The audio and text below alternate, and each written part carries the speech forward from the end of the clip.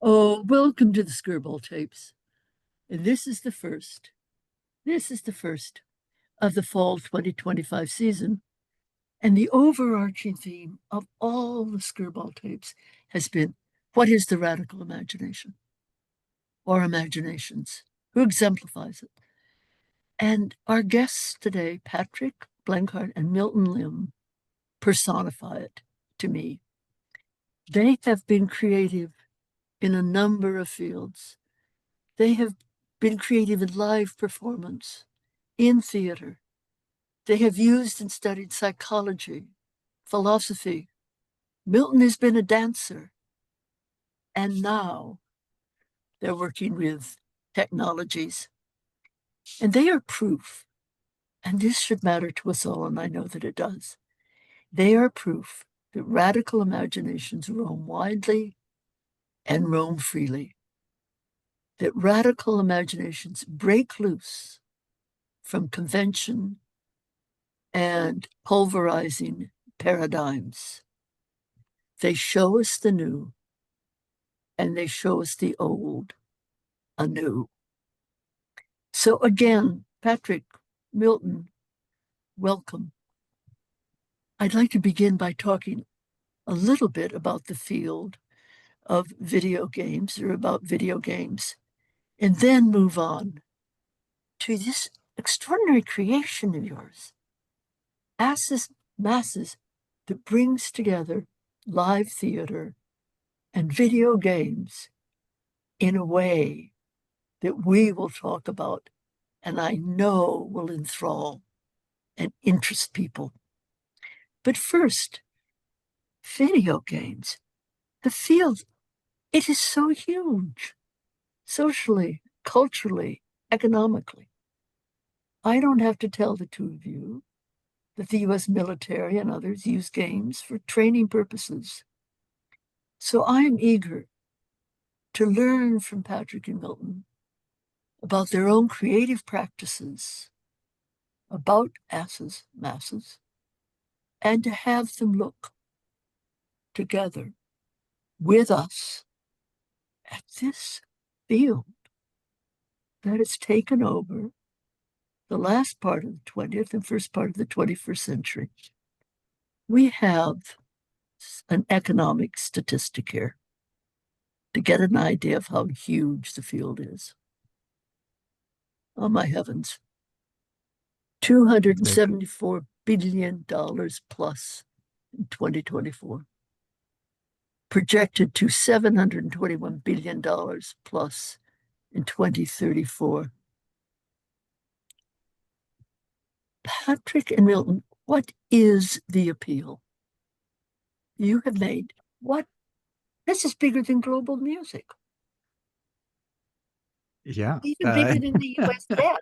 I mean, Can Well, we yeah, what should we say, Milton? What do you want to start with? can I just say that was a beautiful introduction, and we're really appreciative.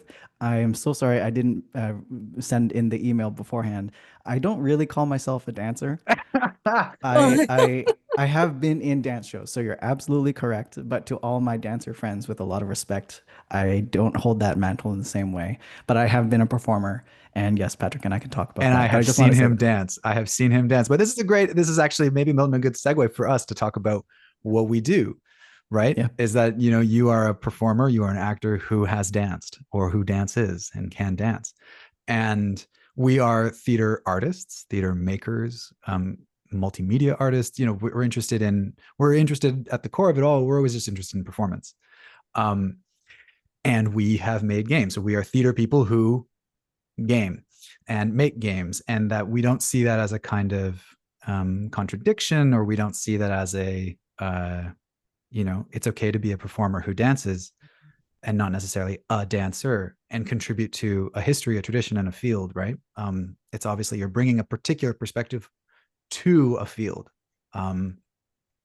This field that you're asking us about, yeah, how do we, I mean, Milton, maybe we would just say, like, this is our relationship to it as individuals. We both grew up in the 90s. Milton's born in 89, I'm born in 91. We grew up in a time when video games arrived at a new level, had a much bigger influence on a global market, had moved from arcades and sort of bespoke consoles at home to being very widespread, globally accessible commodities and experiences. So they defined a lot of our childhoods, both in the form of the storytelling that was available through them, as well as the social scenarios and atmospheres that they would create around, and that they would create or conjure in a living room or a basement. And a lot of what we talk about when we talk about asses.masses is about that atmosphere, that social and, dare we say, political atmosphere that is conjured briefly in a family space, a friend space, a stranger space, where people are playing a game together. Milton? And I think more broadly, just to close that up, is that in the time that we've been alive, video games have become for us like a representation of the gamification of society. And for us as artists, part of the appeal is that it is in the everyday world. It is especially increasingly in our smartphones. It's in the security state. It's in the ways that we allow health applications to take our information and use it in ways that we can get more points for X, Y, Z. And as artists, it's important to us to encounter those things and to look at the ubiquity of these technologies. And games are the ways that it comes out as pleasurable, as entertainment, but also they are an opening towards other conversations about what's happening socially, to get back to what Patrick's also talking about.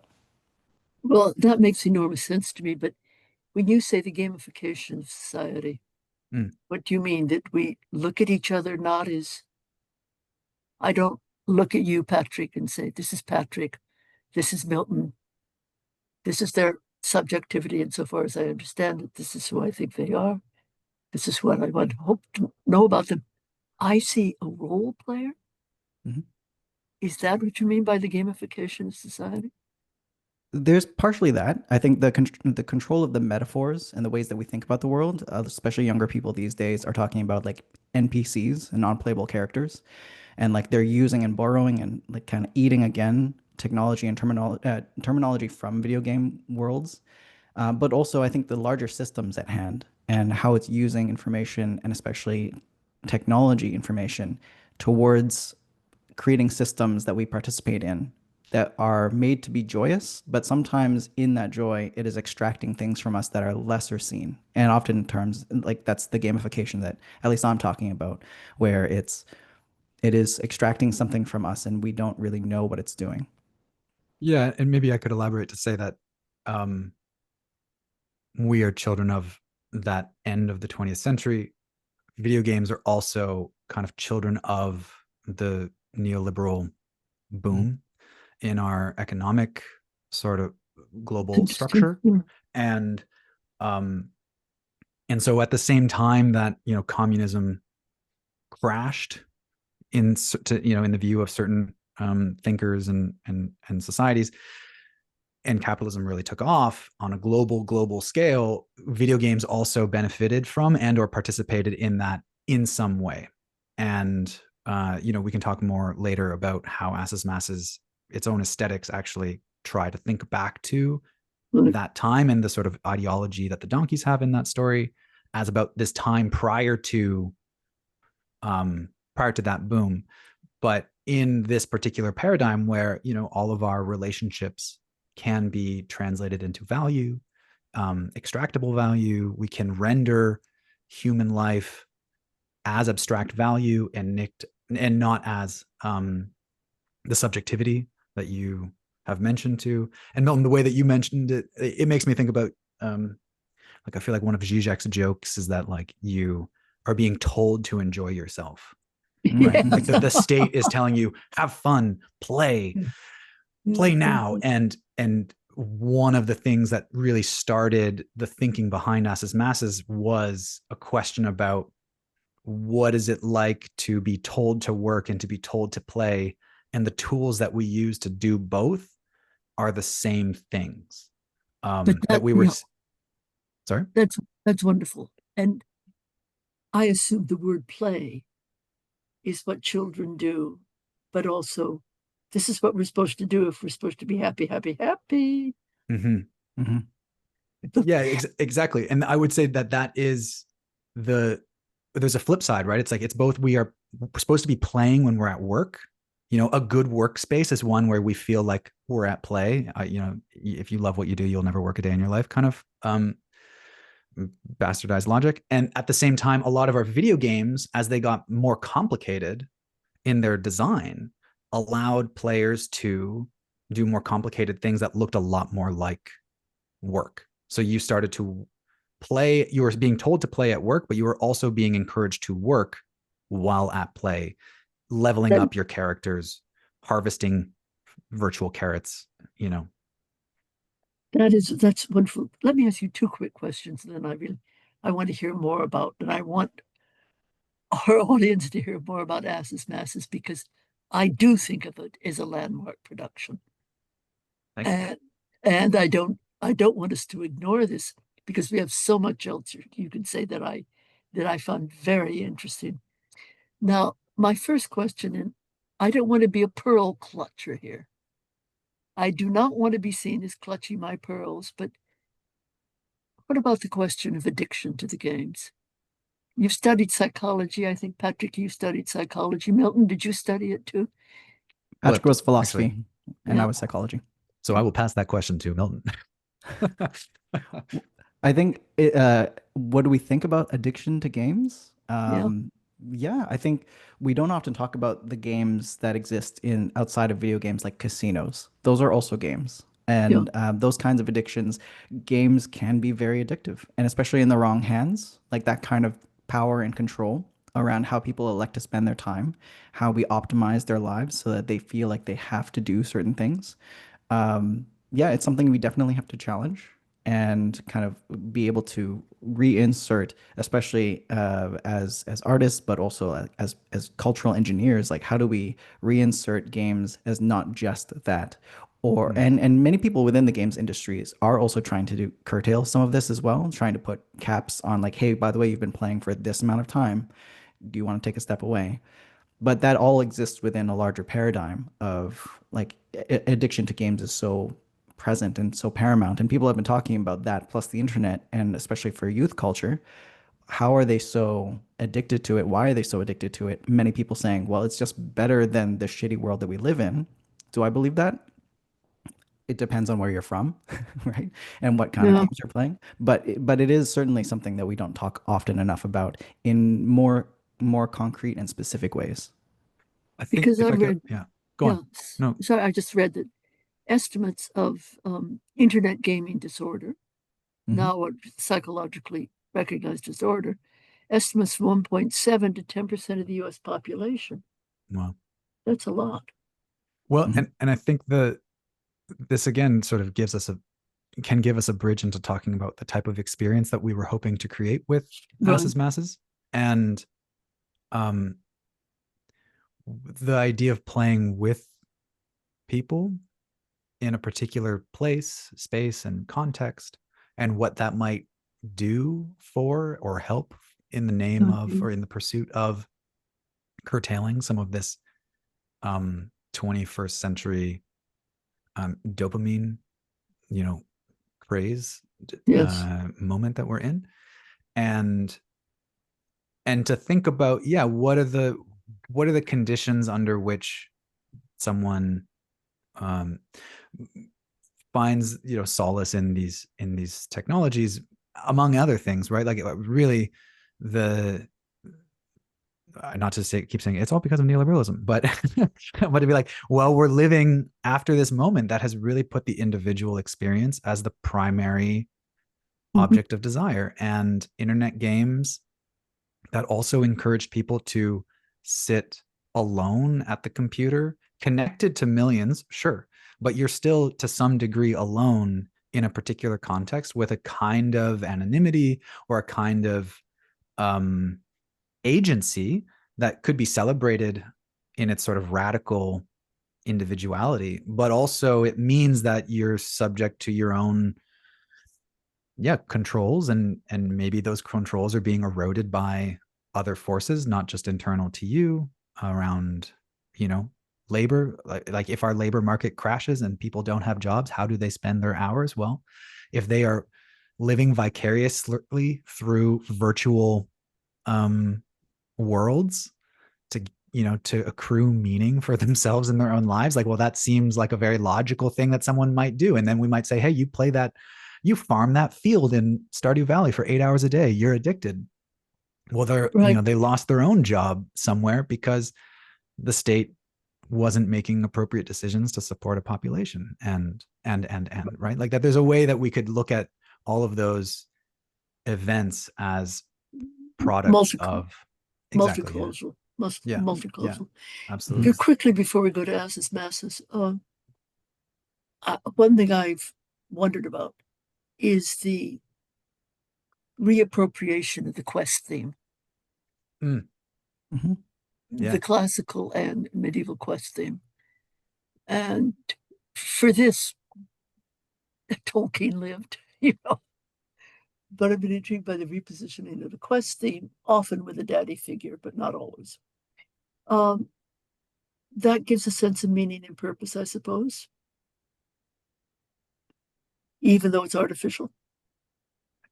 You mean like the importing of the quest theme from that kind of literature tradition into Yes, real exactly. life, so to speak? Exactly. Well, no, Uh, into a video game. oh, into video Mm. games Mhm. Yep. themselves is interesting. Um, I think that happened pretty early on with text adventure games and coming from people who had played Dungeons and Dragons and kind of high fantasy games, who were very much inspired by literature, that they would then import it into the kind of narratives that they would use. And then we Yeah, had things like Legend of Zelda and then so on. So very early on in the kind of like narrativization of video games from the 80s onwards, I would say that was pretty active. hmm.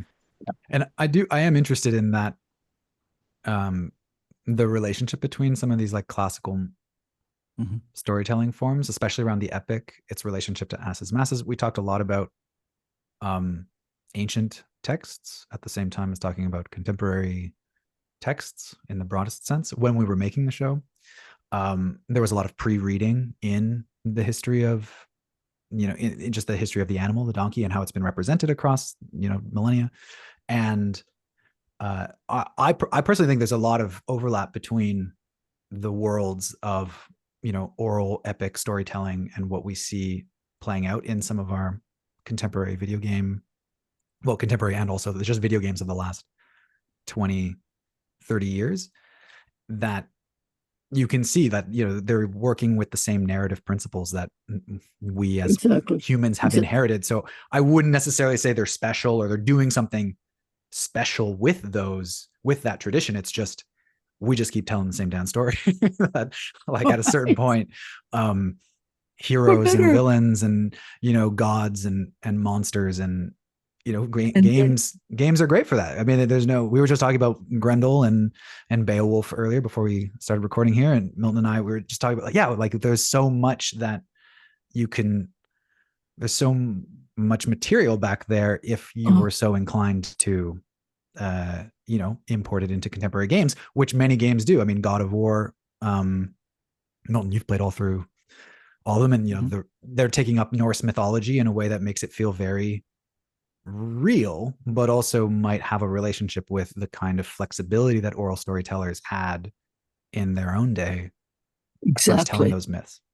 Some of the Exactly. quests are very short. What I must say, what I did as a I was not born into the video game. I was not born into the gaming world. I just want some footnotes, Okay. you know, saying we took this from Tolkien. That's all, just a couple of footnotes. But Mhm. asses masses. So how did you come to this? This, this, this, we have just two little visuals to show. One is from the website, and that Yes, is a donkey, right? that is a donkey. Is the Yep. donkey wandering through a field of flowers? This is a donkey wandering through a field of flowers. That's correct. Okay. And then the next slide. Now, there are donkeys wandering through less vivid fields of flowers, but do I see a woman in Do you, an do you see a woman playing the auditorium game? Yeah, you playing do. the game? Yes, you Mhm. do. in Buenos Aires, in fact, in Malba, the Museo de Arte Latinoamericano. Is that what it is? De Buenos So Aires, yeah. where did the idea come from? That what we will do in a way that not really seen before, we will do a live theater production that can go from place to place, the replicability of a great script, a live theater production of people walking up to play the video game. And who are the just start, Milton and Catherine. Just start. How did you start? What does Okay, it so mean? you used a great word. You used a great word earlier, multi-causal. So we're going to use multi-causal as like our, grounding, Word of the day. the estuaries of time and interest and things. So here's the quickie version, which is Milton and I met in Vancouver.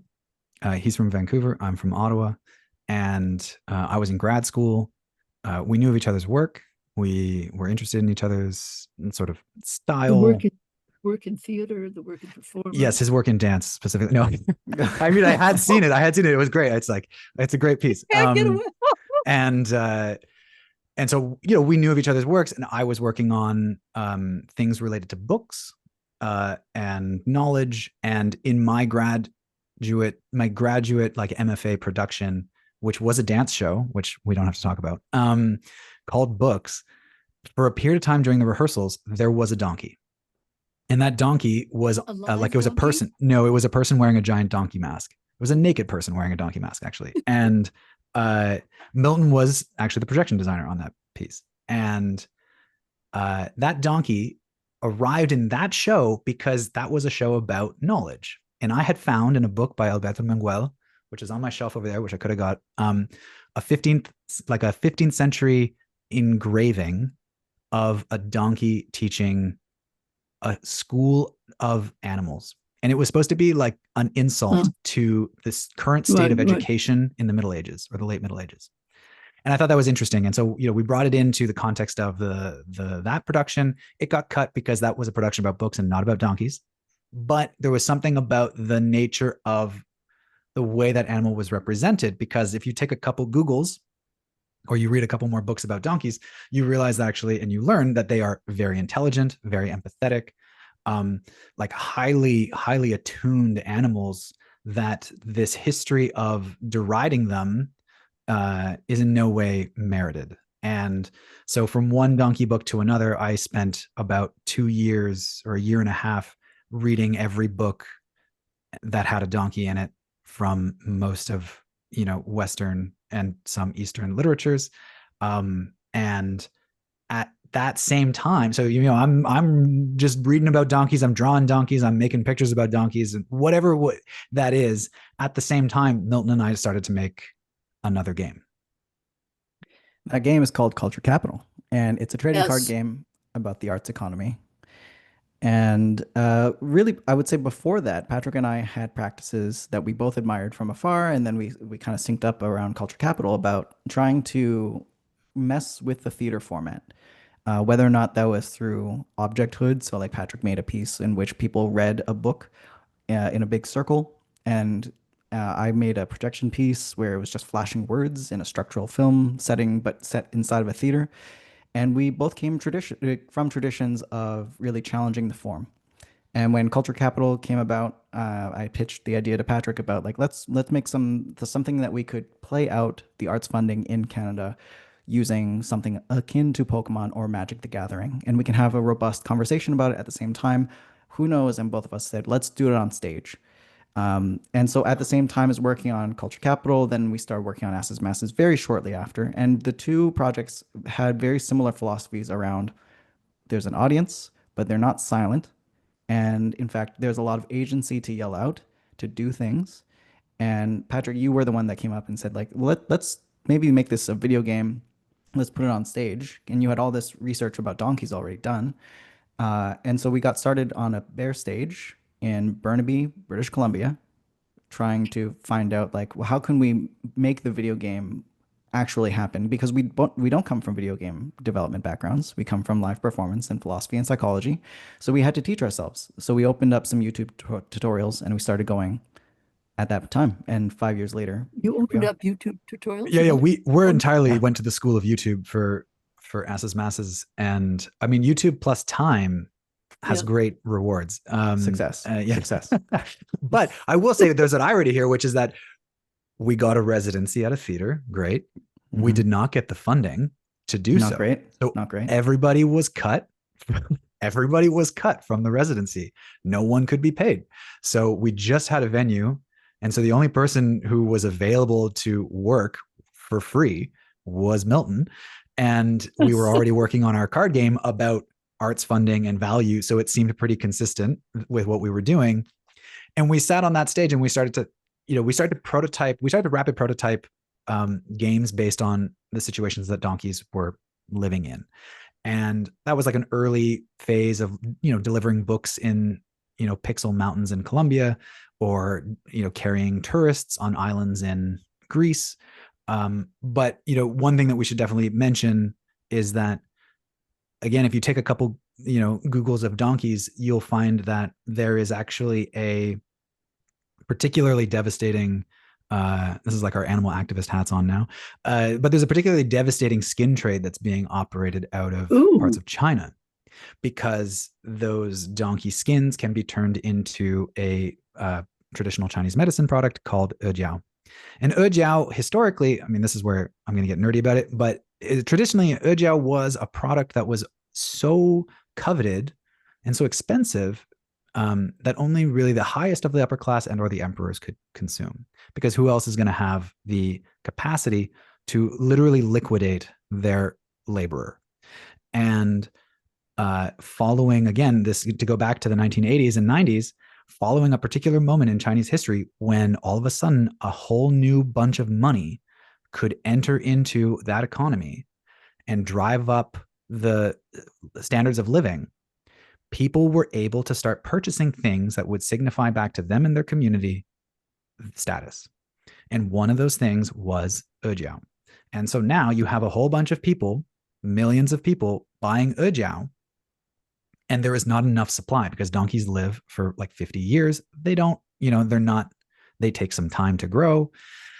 And so this created a massive vacuum in the early 2000s and the 2010s in this part of the world, and donkeys started to be harvested from other neighboring regions like northeastern Africa, other parts further west in Asia. And so so they were they're sacrificial, like exactly, we so sacrifice a cow to have hamburger. exactly. And I mean, Mhm. I wouldn't even say it's sacrificial at this point. It's like, well, maybe at the back, at like back then, but you can understand that there are many people for whom getting rid of a donkey would be a absolutely devastating transformation of their like means of production. But So, in this production, this is fascinating. In the production, do you do any of the Christian mythology and the donkey carrying the oh, inf we've got references to all the prophets, because at for so many thousands of years, the donkey was an absolutely irreplaceable member of but our society.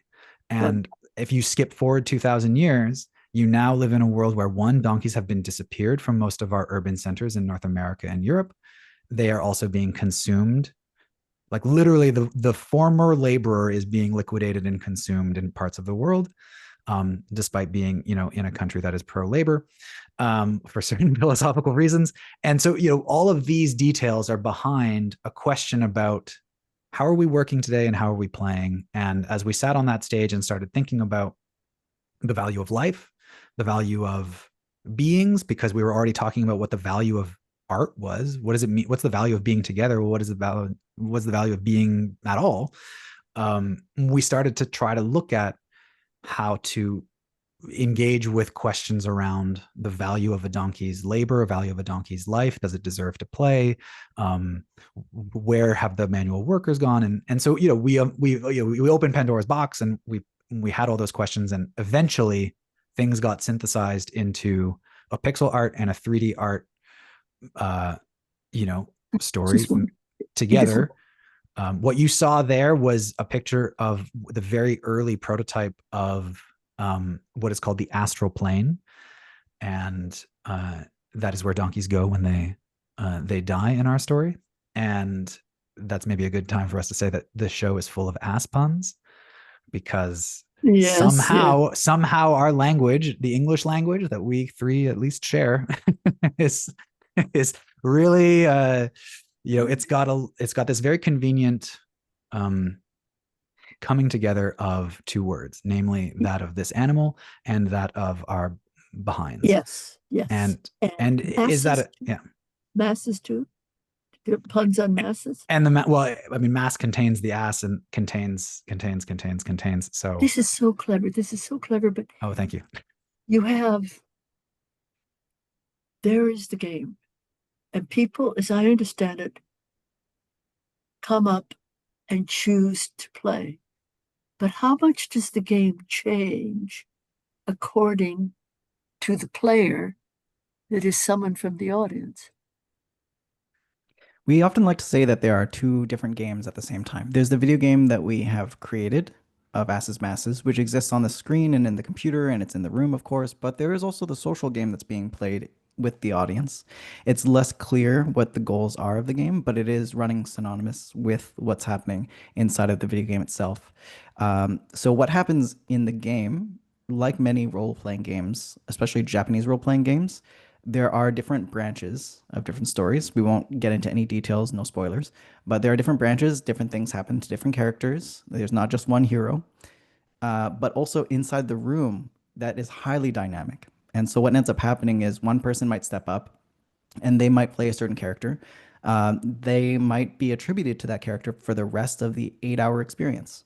And something beautiful about that is, similar to the video game, there becomes an emergent narrative that pops up where all of a sudden that person is now associated with that character, and they can start to hang out. They populate the crowd in different ways, and they mobilize. Each audience is going to be playing it very differently. Yeah. It sounds to me that you're combining contingency, that is the choice of a player, and community. Absolutely. Yeah. And I think that is, as much as we really appreciate the this is so innovative perspective that you're sharing on the piece. And for us, what we really, similarly to the work we were doing with Culture Capital, one of the things that we feel like is that kind of needs to be stressed is that this is a very normal thing. We grew up doing this. Many people, millions, if not, maybe 1 billion people grew up doing the simple thing of playing a one-player game with a sibling or a friend and deciding when it was time to pass the controller to someone else. Someone on Reddit actually right after, before doing one of our shows in Kelowna, British Columbia, had read our blurb and said, "This is just art speak for playing video games in the basement with your friends." And we were like, abso-fucking-lutely. That is what it is. And so this idea that something so quotidian, if you put that very quotidian thing inside of a theater, the theater does what it's supposed to do, which is magnify the world, right? Like to blow it up to a bigger scale so that we could see what is normal back to ourselves in a way that is, reframed by the virtue of being part of an aesthetic experience. That is, as Milton's saying, so for anybody who's watching this, who's going to see asses.masses, you don't have to become associated with that character, but maybe you will. And it's okay both ways. You are, each audience is going to work, play together towards hosting themselves the way that they do. And we often get asked, we've done this show in, we're working on our 11th translation right now. We've done this show around the world. 11th translation. 11th translation. We're finishing up Korean right now before it premieres in Seoul in November.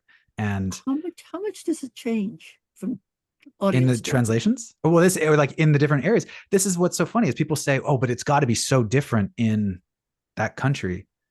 No. But we also live post 1980, where everybody's watching the same TV shows or reading the same memes and participating in the same internet. And that's so not true. There is, what's that? Not everyone participates in the same internet. No, that's true. Sorry, I take it back. But like the internet has been pushed upon populations the world over, and there is there at least is a shared experience of technologies. Is that fair to say? You want to Yes, pass judgment on that? Okay, great. You can be as modest as you want to be, Okay, great. but I think it's innovative. No. We Thank appreciate it, but that's part of the philosophical, I guess, project. I think of the Yeah. piece and the question about the future of video games inside of theater is, you know, when we like Milton, when we started at Culture Capital, we kept saying, well, people play card games all the time, and you're just telling us that that's not allowed over here. But most good art is just about taking something that's happening over here and letting it happen somewhere else, right? Like this sort of movement of the frame, and Yeah. asses.masses is very much following a similar project of saying there's all these people doing this thing. Why can't they be like, and they have, their stories are epics. Their stories also rip from Tolkien and also rip from quests, and also why can't they be the weekend after the sci-fi adaptation or like after the Shakespeare redux? Said something interesting as I was reading interviews with you, that the theater, the live theater, has a sense of death, an existential sense of death that you may not get when you're playing a video game.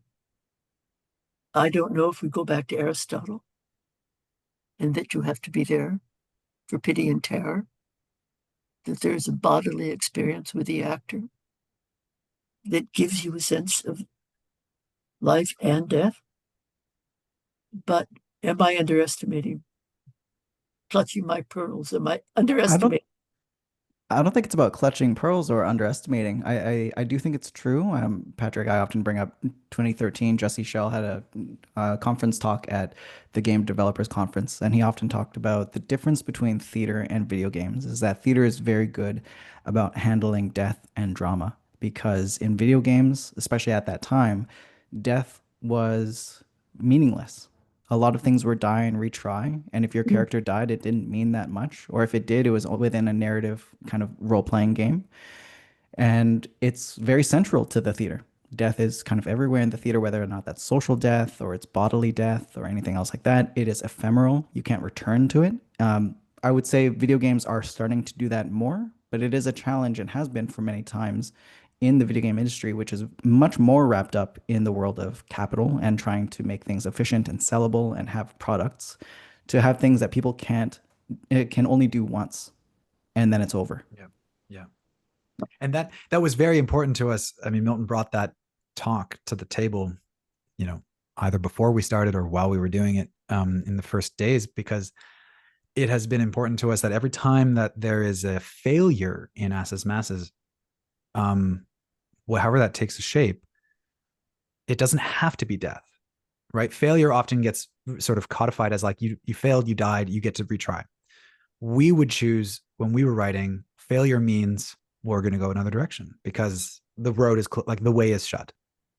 And it's also a Lord of the Rings reference. Yeah, okay. Gandalf, very nice. Thank you. Just to keep doubling down on that. And so, but when there is death, it's real.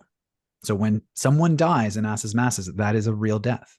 And a donkey too, when a donkey dies? When a donkey dies, which doesn't have to happen, but maybe it could, or maybe must. I'm not sure, but it's like, no spoilers. No spoilers. No spoilers. But that, like, when a death happens, like, that's it. And we were here today on this day, 200 of us in this theater, and maybe I couldn't save the donkey that I tried my best. But maybe the next week someone does, and they do, and that story becomes one of the day the donkey lived versus the day the donkey died. And for that community, all that, those are the things that make the impact, because they lived that version together. And that's the most important thing. I am, as I have said before, and I'm going to repeat it, because repetition can be a cliche, or repetition can also be a sign of truth. And I am so fascinated by what you're doing. I wanted to ask you a question about your collaborators. I wanted to ask you a question about collaboration, but you're also cultural historians. So, but your collaborators, didn't you collaborate with Laurel Green for a while? And you've had collaborators throughout this experience, right? Yeah, we've Absolutely. been very fortunate to have a wonderful group of people from all over the world work with us on this project. We'll be honest, it was mostly Patrick and I for the majority of it. Under or not paid at all. Not trying to take it from anybody else, but Yes. Uh, they're not on and you payroll know, anymore, and we're still going. and we're Yeah. still going. But no, in particular, when we started to get some public funding from Canada Council for the Arts, we wanted to open up because we knew we needed some support for the narrative aspects and for like the dramaturgy around what was happening because we didn't have an ending. We had like maybe a little bit more than halfway of the story done at that point. And Oh, then I we think it brought was less, Laurel. dude. We were at 2 episodes Episode of two. 10. That's right. 2 of Two out 10. of Yeah. 10. Never mind. Yeah. So we brought Laurel Green in, and then we also needed support with sound and audio implementation. And David Masiha kind of filled that gap. And so it was the four of us that kind of moved together. Laurel has since also become our touring producer, and both Laurel and David are traveling on the road with us as we Yeah. go and do the shows from now on. So And maybe to fluff, we can fluff them a bit more to say that, fluff. yeah, fluff. Yeah. Laurel, we've made games with Laurel since as like co-creators, specifically ones based on Dungeons and Dragons, and Laurel's actually gone on to be starting a PhD, or she's midway through a PhD in games and performance, particularly around imagining futures. Mhm. So, and David is in his own right been for a long time doing immersive and interactive stuff, some of which made Milton dance, actually, in the past. That's right. And it's all his fault. You're going to remember this conversation as the one The where one that Milton danced at the Milton end. was recognized fully and correctly as a dancer. I It's like not that. fully Very, incorrect. very nice move. But you're also, I just want to call on you as cultural historians for just a minute. And then I want to talk to you about limits on the imagination in the Okay. industry. And Right. finally, I wanted, you can't do anything without talking about AI and AGI. So these are the three things I would like to talk to you about, but I wish we had hours and hours and hours because you have so much to say. But as cultural historians, the development of this field, you say it's really within my lifetime. Mhm. And I made a little list with the help of Zara Short. I've made a little list of landmarks. And tell me, is this a correct list? What is missing from it as a history? All right, the first, Tennis for Two, Hmm. Super Mario Bros. Great game. Legend of Zelda. Classic. Yep. Also great game. Really Mhm. hard, actually. Mortal Kombat. Finish him. Yep. Yeah. Doom, Yeah. Network. Mhm. Sims, Oh, yep. Is that your Simlish? Angry Birds, but Mhm. the telephone, the iTelephone becomes commercial in 2007, otherwise no Angry Birds, and Minecraft. And Mhm. you'll agree to be on Right. this list someday, but is this a reasonable evolution, bringing in violence and more violence, except for perhaps The Sims? And Yeah, I think it's certainly. I'd be curious to know what kind of decisions were about selecting those. They're all landmarks for sure. yeah, What kind of landmarks are being pulled out? Because so many different games have been released that all tune to different styles of gameplay. And that's one of the things that at least I struggle with, which is that video games are not just one single thing. There are a lot of cozy games. There are games that you play like multiplayer online where it's just about adventuring and walking with other people. There's highly like arcade-based games where it's one versus one, very violent. And then there are ones that you're like petting a sheep all day. Or like making a computer inside of a video game. So I think based on that, we kind of pulled out a few different things, which was like, well, we could talk about narrative leaps and landmarks. In fact, like things like Final Fantasy were huge in terms of coming back to the epics that we were talking about earlier, and how those have changed, like The Last of Us, as it's become a new like TV series as well. It's a different style of storytelling in which all of a sudden it became less about agency and it was more about succeed at what the story is trying to do. And so all those things are in different categories, cinematically, especially. So Death Stranding, like I think is another kind of landmark in strand type games is what Kojima is calling them. And then hardware based things, console versus PC. Um, I know Patrick, you and I have talked a little bit about like the Wii and our own relationship to it by Nintendo, and thinking about what those hardware capabilities allowed for in terms of social gameplay and how it moved from being just a single person or two people to being in a living room on your feet. Um, Mechanics and gameplay, those things also have changed a lot over time. Like how intricate does something need to be in order to have multiple players do many different things? And on our side, we learned as we went. Actually, for Asses Masses, that's something definitely worth saying. That is, as you play the game, episode 1 was much more basic for us than episode 10. Episode 10, 9 and 10 especially, are much more complex. And that's just because we leveled up our own skills. And certainly the video game industry has also done the same thing. The Mhm. last two that I'll mention are like metagaming and difficulty. So things that exist outside of the game itself. How do people skill themselves up as a game player? So thinking about esports, from software games like Bloodborne, hugely influential in asking players to not just do the thing, but to really struggle to do the thing, and to spend days or weeks just trying to get good enough to execute like highly technical skill moves, which is something that we really struggled with inside of doing this in the theater. For us as masses, we couldn't actually make things that were highly difficult because we couldn't depend on someone always being that skilled. And then the last thing is sociological shifts. Like there are many kind of landmark games that came out that like mass multiplayer online games really changed the landscape of how we come together. Counter-Strike is one that's very violent and has very complex histories, especially around war. But it was a huge landmark in having people to come together to do LAN parties and to play at the same time in different places. Yeah, This is you are describing a history, and I believe it, of constant expansion. Technologically, the design of the game, who is Mm. playing the game, and constantly proliferating until it becomes, in part, the capacity for proliferation is probably part of its enormous uh, global economy. But I'm also very quickly thinking about limitations. And as a feminist, I do have to ask you about Mhm. limitations because of gender. For Um, sure. there, Gamergate and Mhm. misogyny of Gamergate in 2014, 15. We have about 5 minutes left, so I just want to show two slides just Sure. to remind us all. A paradox of slight majority of women players, and then the creators, us, the women creators, developers, the very slight majority of Mhm. players to a very slight minority of creators, accompanied by some misogyny. Tell me not to be grim.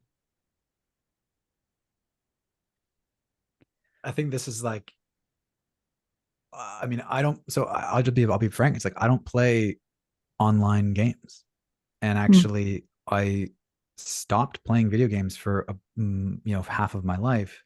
Um, Around the time I was like 15, 16, or I guess a bit younger, when they went online. When all of a sudden the next Final Fantasy wasn't one that I could play in my basement with my friends, but I had to play with people online. I lost interest in them. And I didn't really get back into them until a game called Journey was out and I was invited over to play it at a friend's house. And that was, that's a game where there is no violence. It's you're a monk and you move towards a light at the top of a mountain. And when I played that, I was like, oh, something's changed. And I became excited about the like storytelling opportunities as an artist working in interactive experiences. And so I do feel a bit like outside of what is the contemporary space that in which some of this behavior that you're referring, or most all of the behavior that you're talking about is taking place. But I will say that the one of the things that Asses Masses has created an opportunity for is to come back to um, giving a large group of people the opportunity to Mm. actually negotiate these questions in real time in place. There are audiences where someone actually says, like, let her play, like that there's like an intersection into what has become a norm in the playing. And by no means are we here to say that actually asses.masses is only played by men. The first player of asses.masses was woman identified, and as has been many of our players. If like, there are some where that's the majority, so we see the statistic playing out in real time, but we also see a population trying to ask these questions in space with an awareness of the stereotypes of those players. They know they exist, and some of those players are there, and they know that they might be perceived as that. They want to play, but they need to, how do they behave knowing that they are consumed or perceived as that gamer guy? And actually, they're some of the best hosts. They don't play always, and they host their fellow audience members really well. So what struck me, the more I read about your work and about asses.masses, is the democratic possibilities of it. Mm-hmm. And the scene of equality in it. I wondered just very quickly, because I want to end on another point. When I looked at the global statistics for the race of the creators, it was exactly what you might expect. If we could just, I'm not blaming you guys for anything, because I think you are working as best you can. You're working hard against this, but the developers globally by ethnicity. Was a real. Yeah. It just struck me as this, you're working hard against it. I know you're working hard against it, but I wanted our audience also to see it. It just, the communities around the world are also working against it, and certainly as a small, rather in larger perspective, underfunded kind of art project, we are seeing, and every time we travel with the show, we see communities of people, even on the gender kind of spectrum of things, people who are femme or female identified, coming more and more to the forefront of like, how do we have a seat at this table? And the more and more we do these kinds of works, and even inside of asses.masses, we do try to see how do we model this. And if you watch the show, you'll see that we've been very specific about our casting of genders inside of the game, because we think it's a really important conversation to keep coming back to, and we fully believe that we exist in the world, and the video games also exist in the world, and the world itself is very unjust towards female and femme-identified people, and disproportionately favor especially white men. And so how do we change the narrative within the stories that we tell? And asses.masses, we hope, is part of that ongoing shift. And maybe, I mean, something that we could say is, if asses.masses is able to break down a door to a theater so that someone else could come with a game and say, can I play my game? Can we play my game here, or our game here? Again, the conditions under which that game can be made, who can make it, the histories of how work has taken place inside of live performance versus in video games. Both industries are do not have the greatest histories of working conditions for its members, regardless of your stripes.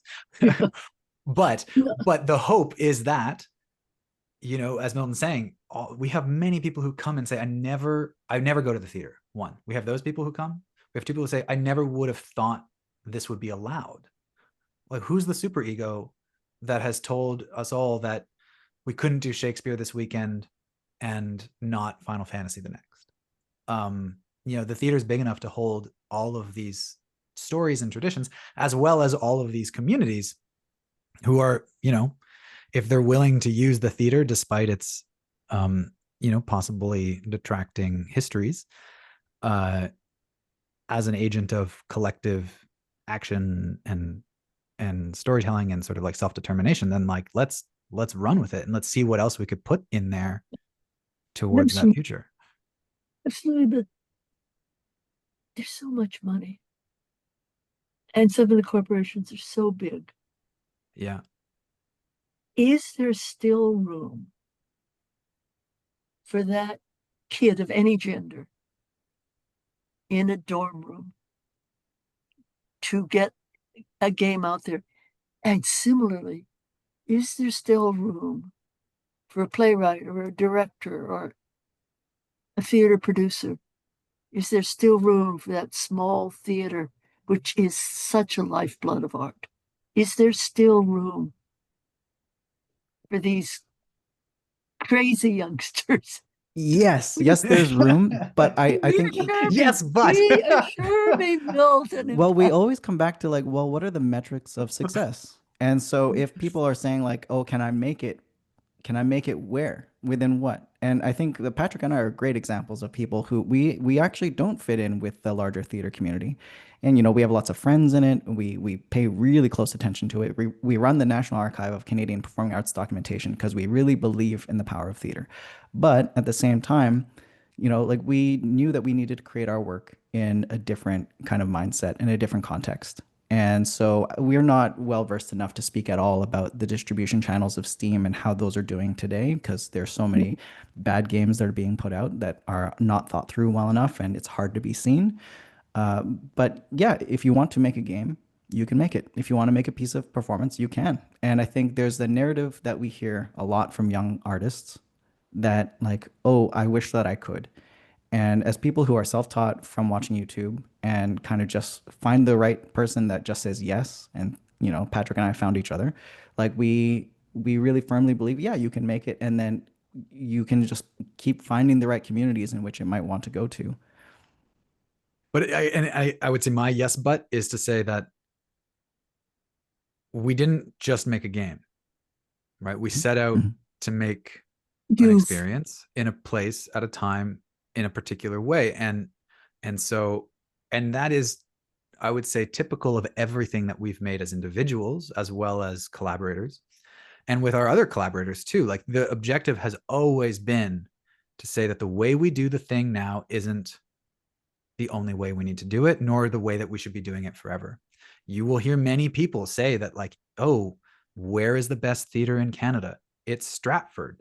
That is meaningless to us. And that is a place that, like, has the day that something like what we're making is available at Stratford, our, National Shakespeare Festival, would be the day that actually we had crossed a kind of, cultural Rubicon to letting people in.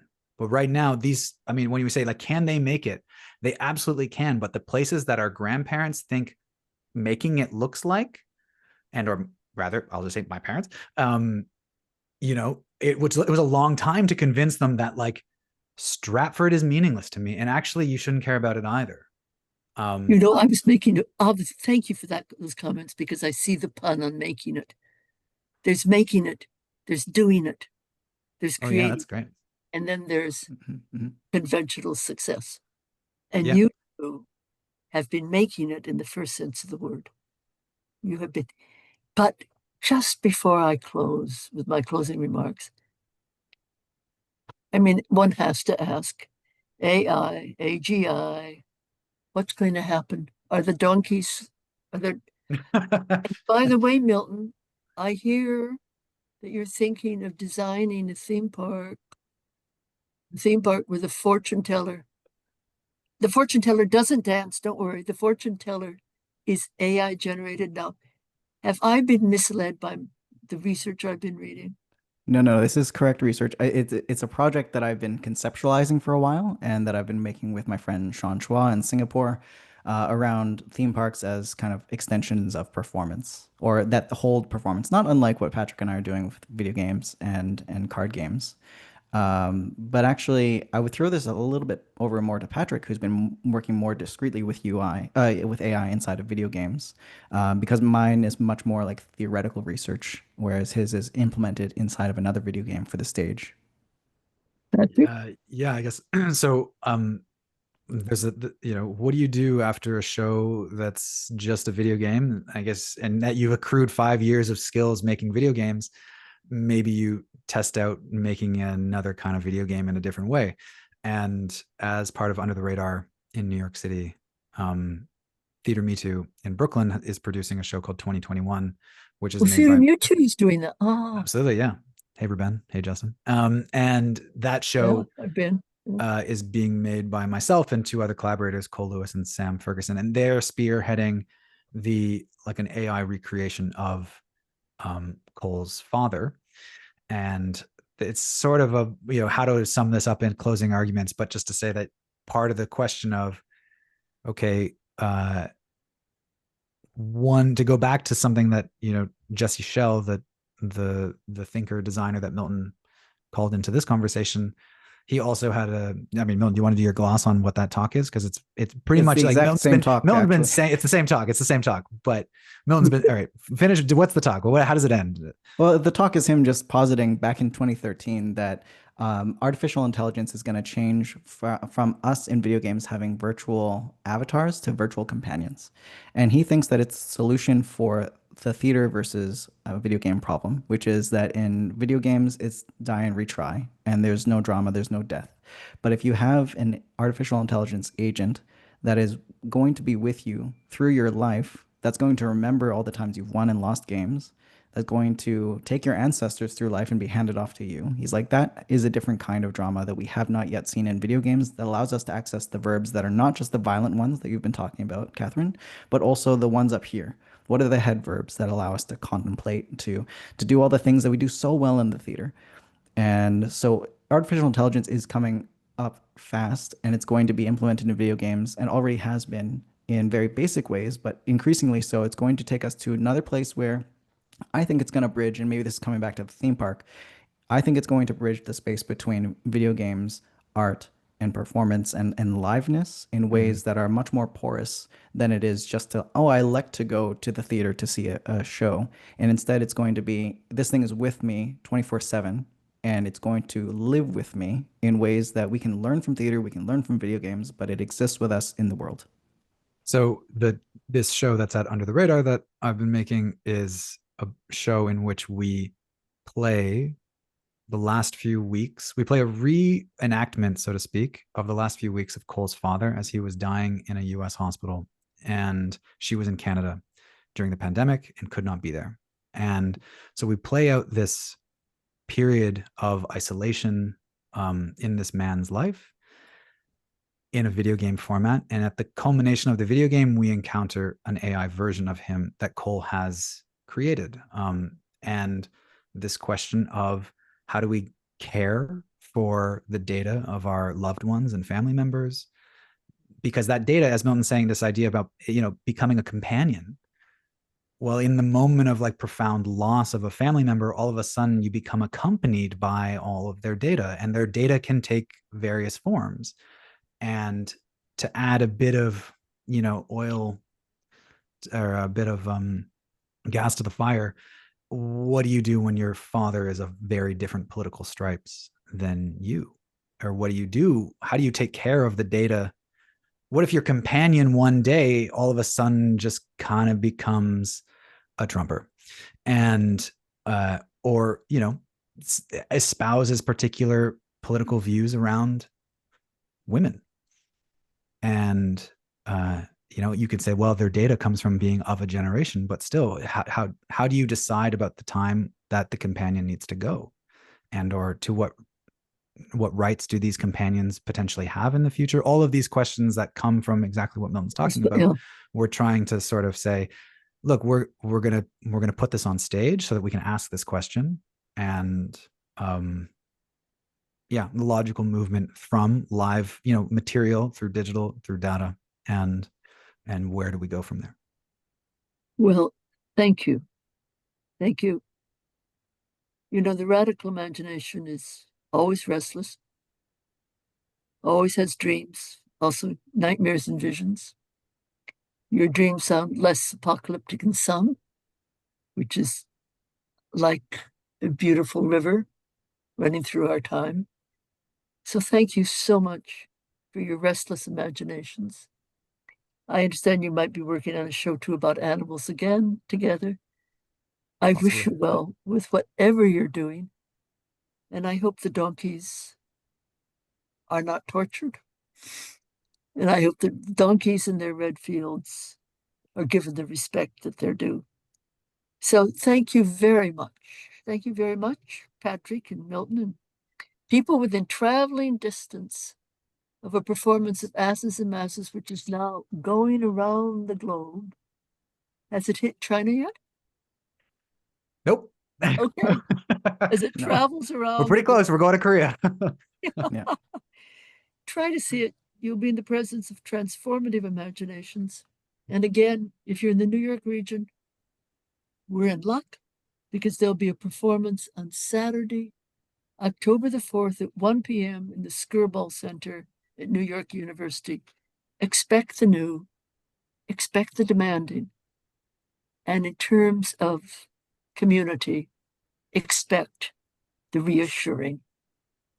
Thank you again. The next Skirball tape will be Daniel Fish, the theater director. I look forward to spending seasons of Skirball tapes with you and others. Milton and Patrick, you will be archived. We will not lose you. You are going to be archived, and you can be accessible on the Skirball site.